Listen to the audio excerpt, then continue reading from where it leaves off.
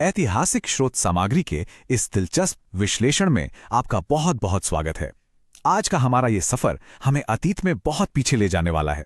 हम सीधे पाकिस्तान के लड़काना जिले में चलने वाले हैं, जहां 125 हेक्टेयर में फैले एक ऐसे प्राचीन शहर के खंडहर मौजूद हैं जो आज भी एकदम सुरक्षित अवस्था में हैं।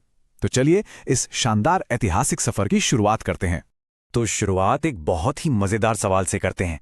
हम अक्सर सोचते ना कि प्राचीन दुनिया कैसी रही होगी, लेकिन जरा सोचिए 5000 साल पहले एक पूरी तरह से आधुनिक शहर कैसा दिखता होगा। जब हम इस शहर की बिल्कुल सीधी और समकोण पर काटती हुई सड़कों को देखते हैं तो हमारी सारी पुरानी धारणाएं टूट जाती हैं। ये सब कुछ इतना आज के समय जैसा लगता है कि यकीन मानिए, ऐसा महसूस होता है मानो हम आज भी उन गलियों में बिल्कुल वैसे ही टहल रहे हों जैसे हमारे पूर्वज टहला करते थे। अब इस शहर के नाम की कहानी बहुत ही दिलचस्प है। सिंधी भाषा में मोहनजोदड़ो का मतलब होता है मुर्दों का टीला। नाम सुन के थोड़ा डरावना या वीरान सा लगता है ना, लेकिन असलियत तो इसके बिल्कुल उलट थी।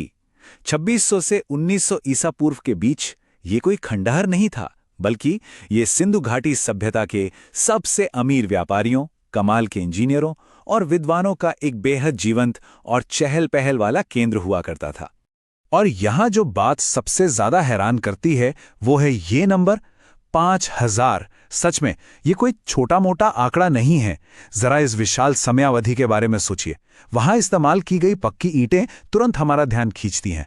आपको जानकर हैरानी होगी कि सदियों पहले इस शहर को बनाने के लिए जिन पक्की ईंटों का इस्तेमाल किया गया था वे आज के हमारे आधुनिक निर्माण और घरों में इस्तेमाल होने वाली ईंटों के बिल्कुल समान हैं। मतलब तकनीक उस समय कितनी उन्नत थी, इसका हम बस अंदाजा ही लगा सकते हैं। भाग 1, अचानक हुई खोज। इस पूरे शहर के मिलने की जो कहानी है ना, वो किसी रोमांचक सफर से कम नहीं है। बात है 1911 की। सिंधु नदी के रास्ते यात्रा करते हुए प्रोफेसर D.R. भंडारकर की नज़र अचानक किनारे पर एक टीलेनुमा खंडहर पर पड़ी। वहां उन्हें कुछ सिक्के और एक प्राचीन बौद्ध स्तूप के अवशेष मिले। बस इसी खोज ने तत्कालीन पुरातत्व प्रमुख सर जॉन मार्शल का ध्यान खींचा, जिन्होंने खुद वहां जाकर जांच की। और फिर अंततः 1922 में सर राखलदास बनर्जी की निगरानी में वहां आधिकारिक खुदाई का काम शुरू हुआ। अब खुदाई के दौरान जो हुआ वो जानना बहुत ही मजेदार है। दरअसल पुरातत्वविदों को जल्द ही ये समझ आ गया कि यहाँ एक बहुत बड़ा ऐतिहासिक मिश्रण मौजूद था। हुआ कुछ यूं था कि एक दूसरी शताब्दी ईस्वी का अपेक्षाकृत नया बौद्ध स्तूप 2600 ईसा पूर्व की एक बिल्कुल अलग और पुरानी सभ्यता के ठीक ऊपर बना हुआ था। जब बर्तन, धातु की मूर्तियां और प्राचीन मोहरें बाहर आने लगी, तब जाके ये राज खुला कि भाई ये तो दो अलग अलग समय की बिल्कुल अलग सभ्यताएं हैं। भाग 2, कुशल इंजीनियरिंग, विशाल स्नानागार। चलिए अब दुनिया भर में मशहूर विशाल स्नानागार यानी द ग्रेट बाथ की बेमिसाल बनावट को समझते हैं। इसके आयामों पर जरा गौर कीजिएगा। 40 फीट लंबा, 25 फीट चौड़ा और 7 फीट गहरा। कुंड में उतरने के लिए उत्तर और दक्षिण दोनों तरफ से सीढ़ियां बनाई गई थीं और इसके ठीक बगल में 8 बाथरूम भी जुड़े हुए थे।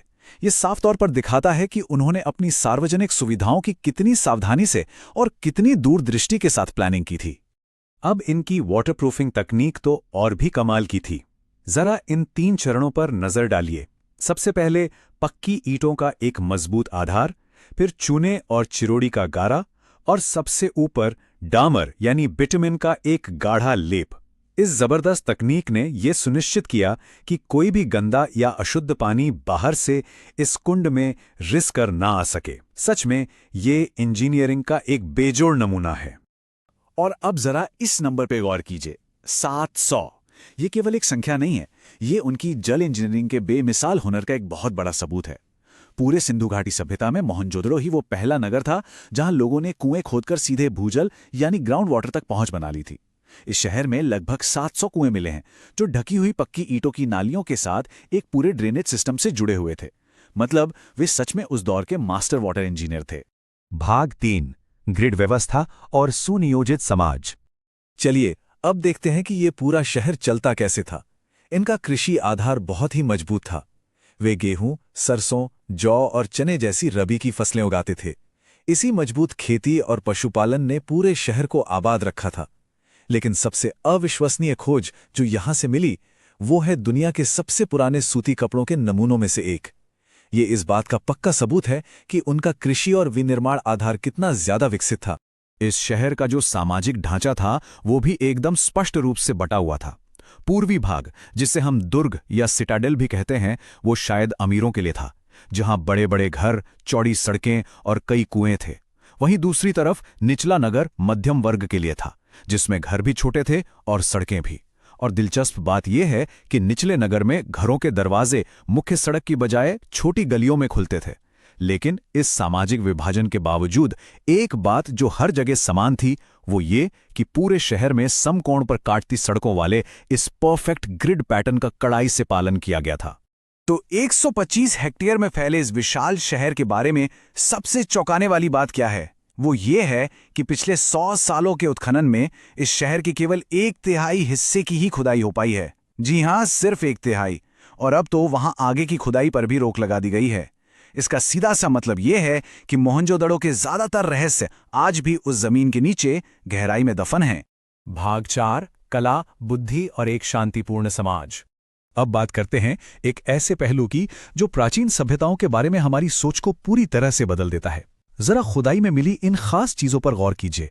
मानक बाट, आभूषण, बेहद बारीकी से बनी मोहरें, खिलौने और वाद्य यंत्र। मोहरों पर बनी जानवरों और पेड़ पौधों की छवियां एक ऐसे अत्यधिक सौंदर्यपूर्ण और लोकतांत्रिक समाज की तस्वीर दिखाती हैं जो सिर्फ कला, व्यापार और सृजन पर केंद्रित था। ये एक ऐसा समाज था जिसे किसी राजा या किसी खास धर्म ने नहीं, बल्कि खुद वहां के लोगों ने संजोया था। ये एक पंक्ति अपने आप में बहुत कुछ कह जाती है। हथियारों के बल पर नहीं, बल्कि बुद्धि के बल पर अनुशासित। ऐसा क्यों? क्योंकि खुदाई में रोजमर्रा के इस्तेमाल वाले ढेर सारे औजार तो मिले हैं, लेकिन हथियार एक भी नहीं, बिल्कुल शून्य। ये अपने आप में इस बात का एक बहुत बड़ा और पक्का सबूत है कि ये इतनी उन्नत सभ्यता किसी सैन्य ताकत या क्रूर बल पर नहीं, बल्कि शांति और बौद्धिक अनुशासन के बल पर फल फूल रही थी। तो इस विश्लेषण के अंत में एक बहुत ही गहरा सवाल हम सभी के सामने खड़ा होता है। जरा सोचिए, अगर 5000 साल पहले कोई प्राचीन समाज बिना किसी हथियार और युद्ध के इतनी विशाल वास्तुकला, इतनी बेहतरीन व्यवस्था और इतनी स्मारकीय प्रगति हासिल कर सकता था, तो ये आज की हमारी आधुनिक दुनिया को क्या सिखाता है? ये एक ऐसा सवाल है जो सच में हमें एक उन्नत सभ्यता के असली मायने समझने पर मजबूर कर देता है।